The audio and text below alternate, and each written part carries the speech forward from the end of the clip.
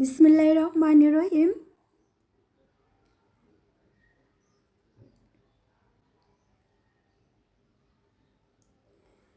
হে আমার ভান্দা, তুমি সবসময় আমাকে বলো কেউ তোমাকে বুঝে না। হ্যাঁ, আমি তোমাকে বুঝি। তোমার অন্তর সম্পর্কে আমি সম্পূর্ণ অবহিত। তুমি চিন্তা করো না, অচিরেই আমি তোমার প্রতি এমন অনুগ্রহ নাজিল করব, তোমার অন্তর প্রশান্ত হয়ে যাবে। আসসালামু আলাইকুম। আমি জেসিন স্বপ্না ঢাকা থেকে বলছি। জেসিন স্বপ্না সাব্বির বলক থেকে সবাইকে আর একবার স্বাগতম। কাছে এবং দূরে, দেশ ও দেশের বাইরে যে যেখানটা আমার ভিডিও দেখছেন, আশা করছি আল্লাহ রহমতে সবাই ভালো আছেন। আলহামদুলিল্লাহ, আমিও ভালো আছি। তো আজকে সকালে বাসি পেটে ও খালি পেটে আনারস খেয়ে নিয়ে এখন আমরা রেডি হয়ে একটু বাইরে যাচ্ছি।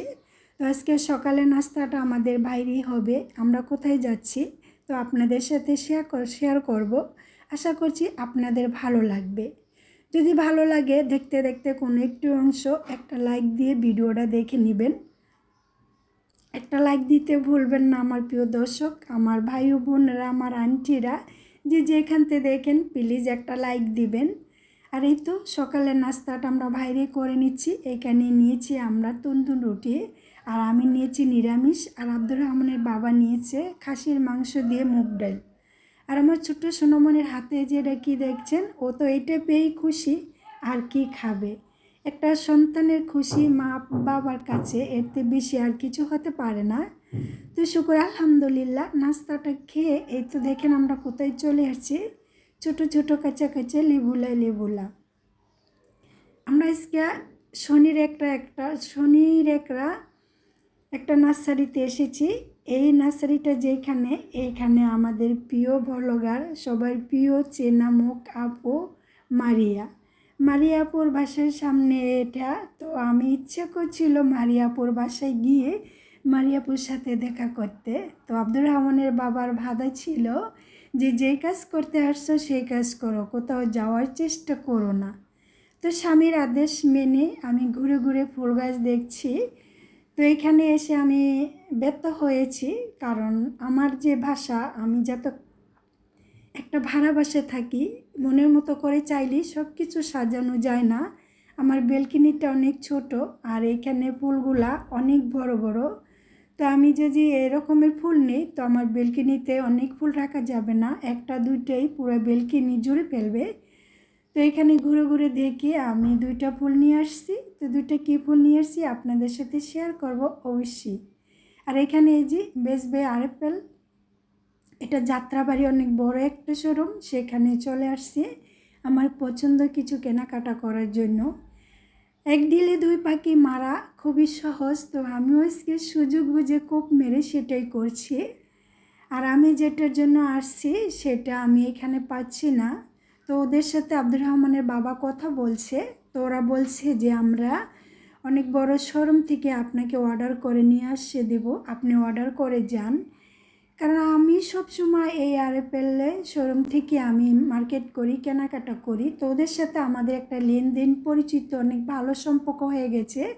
তো আমরা যখন যা চাই ওদের কাছে না থাকলেও ওরা অন্য কোনো আরএফএল বড় শোরুম থেকে এনে আমাদেরকে দেয়।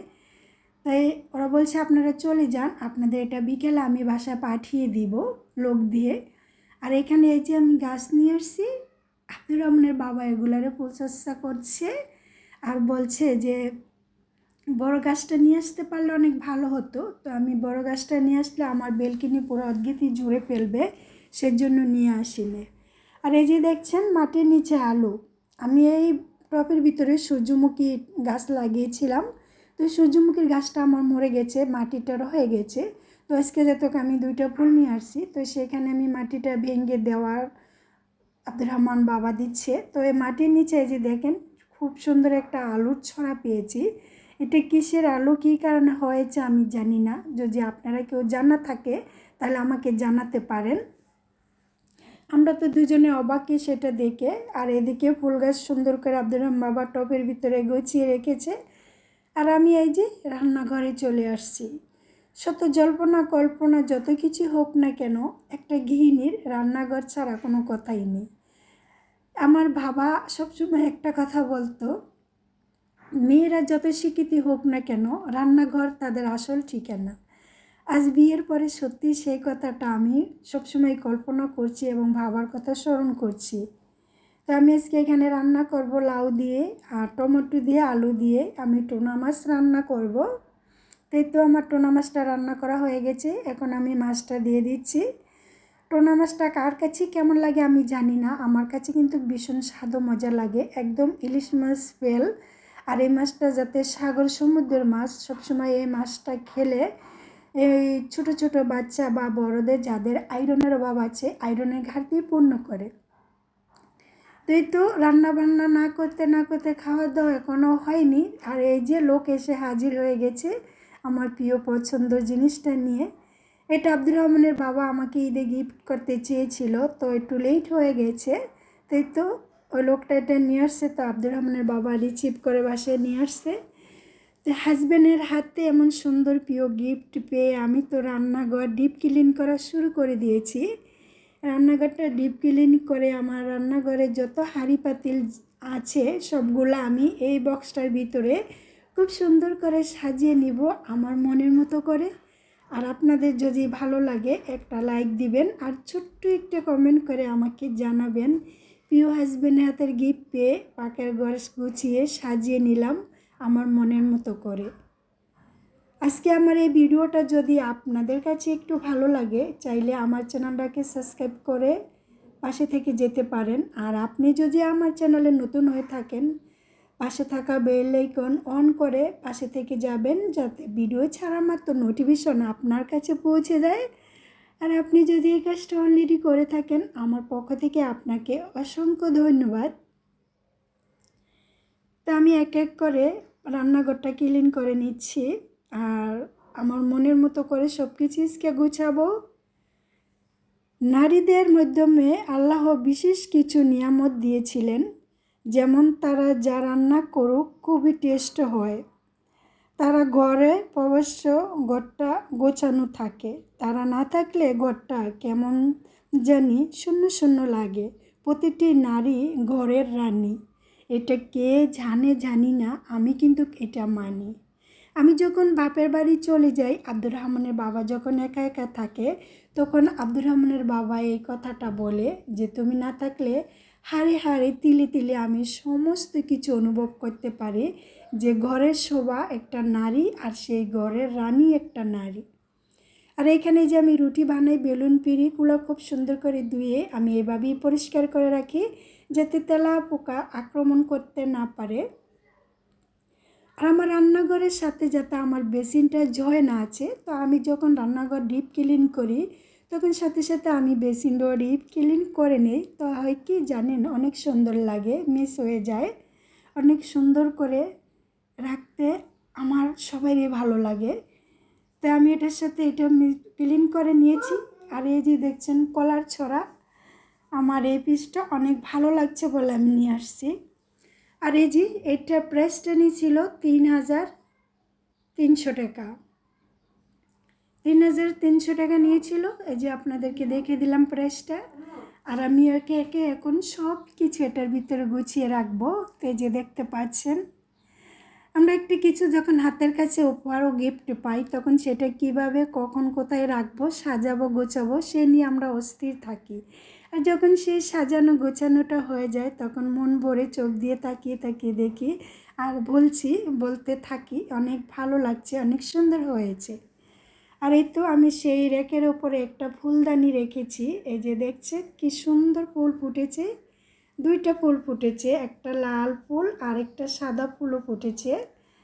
এই তো দেখছেন আমি খুব সুন্দর করে গুছিয়ে রাখছি। আপনাদের কেমন লাগছে? আমার প্রিয় ভাই ও বোনেরা, আন্টিরা, যদি ভালো লাগে একটা লাইক দিবেন আর সম্পূর্ণ ভালো লাগার কথাগুলো আমাকে জানাবেন, তাহলে আমি খুব আনন্দিত হব। সাজানো গোছানোর পরে ফির আমি আপনাদেরকে পুরাটা একবারে দেখিয়ে দিচ্ছি। আমার এই ছোট্ট রান্নাঘরের ভিতরে আমার অনেক স্বপ্ন, অনেক আশা, অনেক ভালোবাসা, যে কোনো একদিন আমি মনের মতো করে আমার এই রান্নাঘরটা সাজাবো। আমি সবসময় এই একটা স্বপ্ন আমার, আমি যখন বাড়ি করব তখন আমার এই রান্নাঘরটা আর আমার বেলকিনি, এই দুইটা হবে আমার মনের মতো। তো আব্দুর রহমানের বাবার সাথে যখন আমরা গল্প করি তখন তার সাথে শেয়ার করলে সে বলে, তোমার মনের আশা যদি আল্লাহ আমাকে হায়াত দারাজ দান করে আমি ইনশাল্লাহ পূর্ণ করব। তো পূর্ণ করুক আর না করুক সেটা বড় কথা না, সে যে বলেছে তাতে আমি সন্তুষ্ট হয়েছি। আর আব্দুর রহমানের বাবা যদি কোনো কথা বলে সেটা পূর্ণ করে সেটা আমি জানি, কারণ আমার হাজব্যান্ড সবসময় এক কথার মানুষ, কম কথার মানুষ। এই যে দিয়ে এখন বিকালবেলা একটু নাস্তা বানিয়েছি, তো আমি এখানে ডিম দিয়ে আর দুধ দিয়ে আমি পাউরুটি এভাবে বানিয়ে নিচ্ছি আর দই দিয়ে, আর এভাবেই যে যেভাবে খাক আমি দুইটা নাস্তা একরকে বানিয়েছি। তো আমার ছেলে এটা পছন্দ, তো আমি বানিয়ে নিলাম যাতে আমার ছেলে খেতে পারে, তো এই তো তার সামনে দিয়ে দিচ্ছি। আর এদিকে সে এটা খাচ্ছে না, সে দই দিয়ে আর ওভাবে তার বাবা যেভাবে খাচ্ছে সেভাবে খাচ্ছে। তো আজকের ভিডিওটা আমি এইখানেই শেষ করেছি। সবাই সুস্বাস্থ্য কামনা করে বিদায় নিচ্ছি। সবাই ভালো থাকবেন, সুস্থ থাকবেন। সবার জন্য সবসময় দোয়া করি, সৃষ্টিকর্তা যেন পৃথিবীর সমস্ত মানুষকে সুস্থ রাখে, বিপদমুক্ত, রোগমুক্ত, হতাশামুক্ত, টেনশন মুক্ত রাখে। আমরা সবাই সবার সাথে থাকবো, সবার পাশে থাকবো, সবাই সবার জন্য দোয়া করব। এটা আমাদের কর্তব্য ও দায়িত্ব, কারণ আমরাও মুসলিম, আমরাও মুসলমান, আমাদের ধর্মের মতো শান্তি কোথাও নেই। আর আব্দুর রহমানের বাবা আমাকে একটা স্যান্ডউইচ খুব সুন্দর করে বানিয়ে দিচ্ছে। আল্লাহ হাফিজ, আসসালামু আলাইকুম।